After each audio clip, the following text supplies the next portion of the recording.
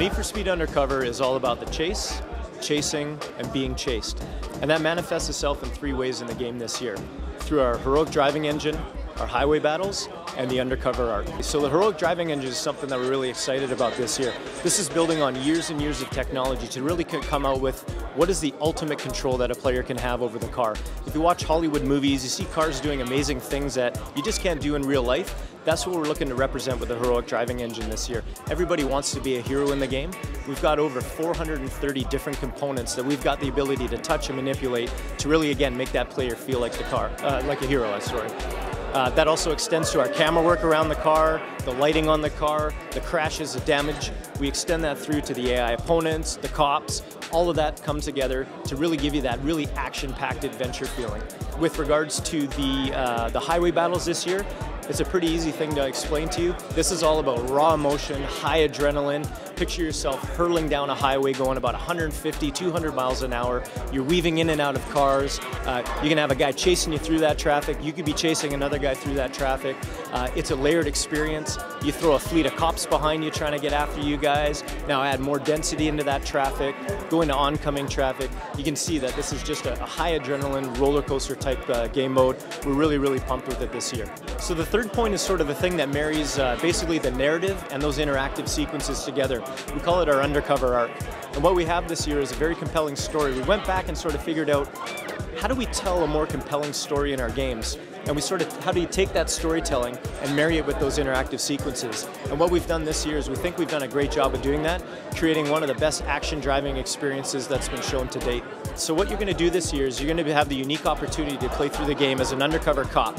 You're going to be recruited in, you're going to play through, you're going to have to infiltrate and eventually take down these organized crime syndicates. Throughout that experience, you're going to have a person called Chase Lynn, played by the wonderful and talented Maggie Q. She's going to act as your handler, so she's going to help you through that. Chase is going to get you into trouble. She's also going to get you out of trouble. So she's really becomes your only link to the outside world. She's going to provide you with key intelligence, background information on all of these sort of dirty underbelly of this criminal sort of world. With that, you've got to work your way in.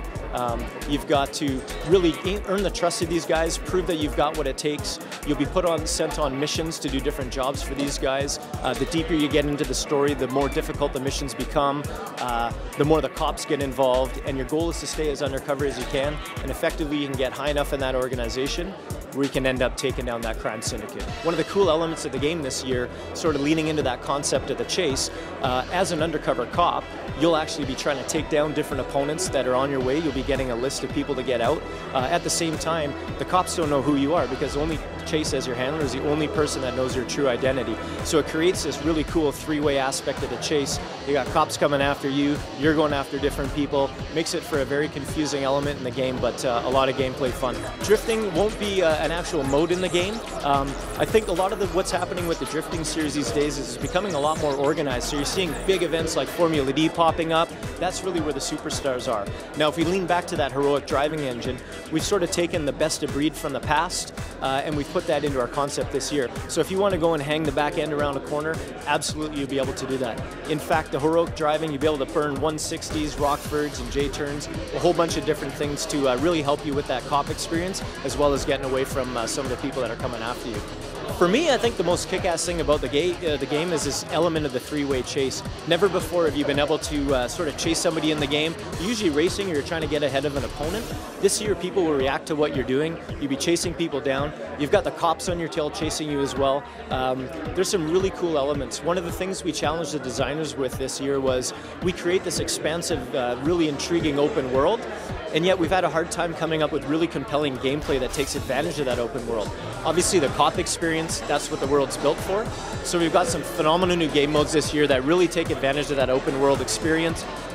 It's not all about time and getting to a certain place. It's about how well do you know the streets, how well can you drive those streets, and can you get away from somebody that's on your tail. One of the things that we've done is we've built out an area. It's called the Tri-City Bay Area. It's composed of three main cities. You have the urban center, which is Palm Harbor.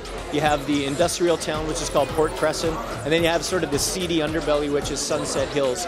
All of these are connected by a massive highway system that goes through. It really is the largest feeling Need for Speed that we've made to date. So we're not quite talking about online yet, but you can expect us to have an online presence, 1 or 2 unique modes to that online space, as well as all your standard racing modes. And I probably just gave you more than I was supposed to, and I'm going to get in trouble for it. So it's going to be out in the middle of November, and we're going to be on all the different systems: Xbox 360, PS3, PC, PS2, Wii, NDS, mobile, anything you can name, we'll be there.